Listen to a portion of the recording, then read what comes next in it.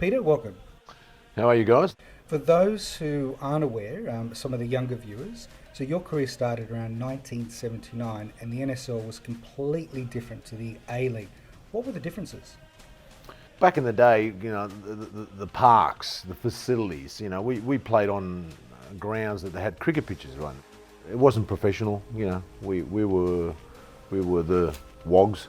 It was a wog game, but now it's been accepted, which is fantastic. Now, can I just confirm, you won 4 championships and 3 cups. You played 550 games and you scored 97 goals.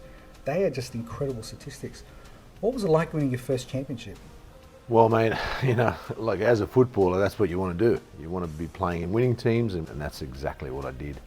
Tell me about the Socceroos. Now, you played 22 times for Australia. Tell us about that experience. Look, my first call-up was the 1981, World Cup qualifying stage where we had to play against New Zealand. So look, as a 21-year-old at the time, it was like, what a buzz. I mean, this is what you want to do in your career. You want to play for the national team. Not many people, get the opportunity to do that. So it was, what a feeling. It was a buzz. Now, correct me if I'm wrong, but England was a very good team back then. Oh, absolutely. 1983, Sydney Cricket Ground, man of the match that day, Peter Cat. Incredible. Because you were also the NSL Player of the year before, is that correct? That's correct. 1982, I was Wow. Australian Player of the Year. That's incredible. That's awesome. And take me through to you played overseas a bit as well too. So you ended up playing for Larissa in, I think, before the Greek Super League, but the first division, the top division. What was it like playing for Larissa? Let me tell you, before I went to Larissa, but I spent time on Olympiacos, which I was offered a contract, which I didn't take. Wow. I was offered a contract at Panathinaikos, Wow.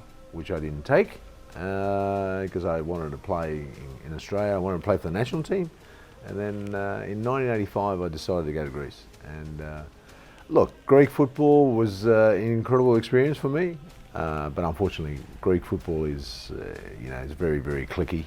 Tommy Doherty, the former Manchester United manager, once said, "You're the best young talent he's ever come across." Johnny Warren said, "You're the best midfielder in Australia." How does that make you feel when you hear these legends of the game, these one-time amazing players, telling you that you are one of the best? Look, I'm humble. I worked hard to do and achieve these things. I mean, I spend thousands of hours, on a ward down here at Belmore practicing. It's amazing. All my mates used to go out, and I was there, at night time hitting against the wall. How did you get into football? What inspired you to play the game?